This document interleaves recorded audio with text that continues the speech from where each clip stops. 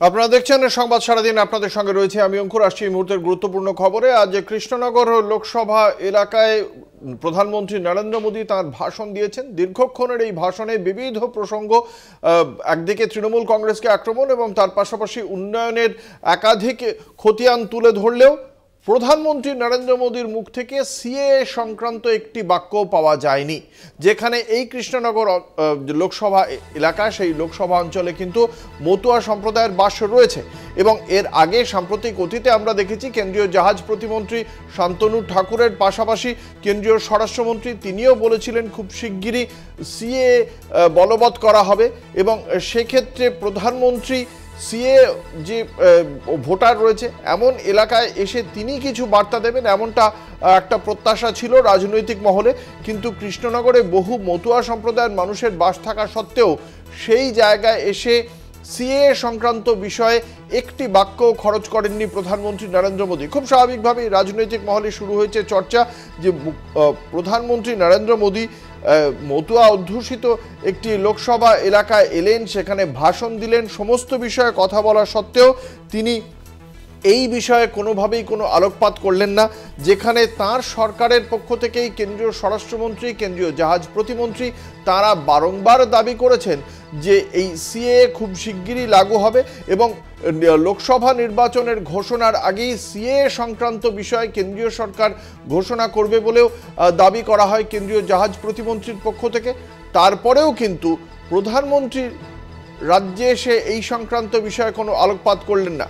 ফলে কেন এই বিষয়, তাহলে কেন্দ্রীয় প্রতিমন্ত্রী হোক বা কেন্দ্রীয় স্বরাষ্ট্রমন্ত্রী কেন তারা এই প্রতিশ্রুতি দিয়েছিলেন বা কেন তারা এই ঘোষণা করেছিলেন, সেই ঘোষণা কি তাহলে আদপে যে মতুয়া সম্প্রদায়ের মানুষের মন জয়ের জন্য আদতে তার বাস্তবায়িত হওয়ার কোনো সম্ভাবনা নেই? ব্যাপারটা কি এরকম? ফলে খুব স্বাভাবিকভাবেই এরকম একটা ব্যাখ্যা উঠে আসছে রাজনৈতিক মহলের একাংশ থেকে। আজকে প্রধানমন্ত্রী নরেন্দ্র মোদী কৃষ্ণনগর এলাকায় এসে তিনি কোনো বার্তা দেন কিনা, প্রায় রাজনৈতিক মহলের সমস্ত মহলেরই সেদিকে নজর ছিল।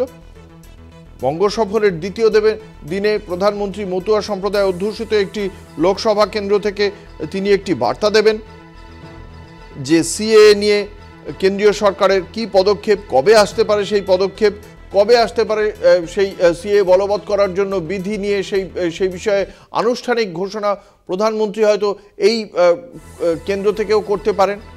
কিন্তু সমস্ত বিষয়ে কার্যত জল ঢেলে দিয়েছেন এই এত জল্পনায়। তিনি এই যথারীতি এই বিষয়ে একটি বাক্যও খরচ করেননি। মুখে বলা হচ্ছে যে সিএএ আইনকে লাগু করা হবে, কেন্দ্রীয় স্বরাষ্ট্রমন্ত্রী, কেন্দ্রীয় জাহাজ প্রতিমন্ত্রী তাদের মুখে, দুজনের মুখ থেকেই আমরা শুনেছি সাম্প্রতিক অতীতে, কিন্তু এখনো পর্যন্ত প্রধানমন্ত্রীর মুখ থেকে এই বিষয়ে কিছুই শুনতে পাওয়া গেল না। রাজ্যে এলেন, মতুয়া সম্প্রদায় অধ্যুষিত একটি লোকসভা এলাকায় ভাষণ দিলেন, কিন্তু তার মুখ থেকে এই বিষয়ে কিছু জানতে পারা গেল না।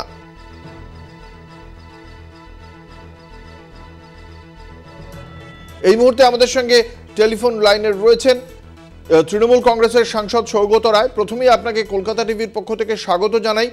এর আগে সাম্প্রতিক অতীতে কেন্দ্রীয় স্বরাষ্ট্রমন্ত্রী বা কেন্দ্রীয় জাহাজ প্রতিমন্ত্রী দুজনেই সিএএ শিগগিরই লাগু হবে, লোকসভা নির্বাচনের আগেই বলবৎ হবে বলে তারা প্রতিশ্রুতি দিয়েছিলেন। কিন্তু প্রধানমন্ত্রী মতুয়া সম্প্রদায় অধ্যুষিত কৃষ্ণনগর লোকসভা অঞ্চলে গিয়ে আজকে ভাষণ দিলেও তার বক্তব্যে একটি বাক্যও তিনি এই বিষয়ে রাখলেন না। কি মনে করেন, কি কারণ থাকতে পারে?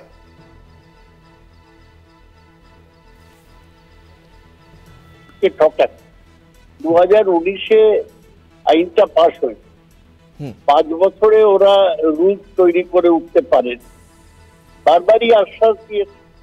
এবার দেখা যাচ্ছে অমিত শাহ বা শান্তনু ঠাকুরের আশ্বাস সেই রকমই নিষ্ফলা। প্রধানমন্ত্রী তাই এটা কাটিয়ে গেলেন।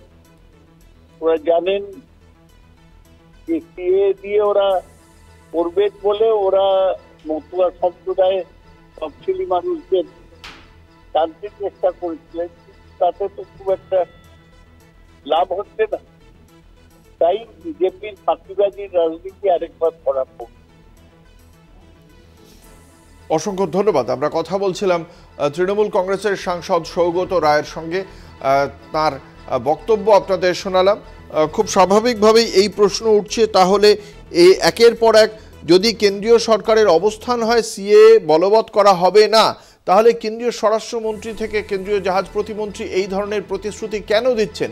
এবং এই প্রতিশ্রুতিকে যদি তাঁরা দেন অথচ বলবৎ না হয় বা প্রধানমন্ত্রীর কোনো ঘোষণা না থাকে, তাহলে সেই প্রতিশ্রুতি যে দায়িত্বজ্ঞানহীন হয়ে যায় তা নিয়ে সন্দেহের অবকাশ থাকে না। লোকসভা নির্বাচনের প্রাক্কালে কেন্দ্রীয় স্বরাষ্ট্রমন্ত্রী কেন্দ্রীয় জাহাজ প্রতিমন্ত্রীর মুখ থেকে এই ধরনের দায়িত্বজ্ঞানহীন প্রতিশ্রুতি দলের ভাবমূর্তি যে উজ্জ্বল করে না, সেই বিষয়ে খুব স্বাভাবিকভাবেই কিছু বলার থাকে না। এবং সেই কাজই একাধিকবার করে চলেছে বিজেপির কেন্দ্রীয় নেতৃত্ব। সেই বিষয়টি অবশ্যই আশ্চর্যের। প্রধানমন্ত্রী কেন এই বিষয়ে বক্তব্য রাখছেন না? তাহলে কি তার আশঙ্কা রয়েছে যে এই সিএ নিয়ে যদি তিনি কিছু এইরূপ ঘোষণা করেন সেক্ষেত্রে ভোট বাক্সে আরও ক্ষতি হতে পারে? এই প্রশ্ন কিন্তু একের পর এক উঠে আসছে। এই নিয়েই চর্চা চলছে এই মুহূর্তে যে প্রধানমন্ত্রী এই বিষয়ে ঘোষণা করলেন না কেন। তাহলে কি সেক্ষেত্রে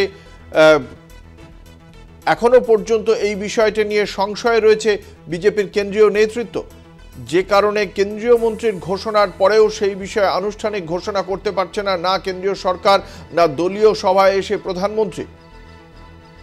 প্রধানমন্ত্রীর মুখ থেকে সেই ধরনের কোনো প্রতিশ্রুতিও আজকে পাওয়া গেল না।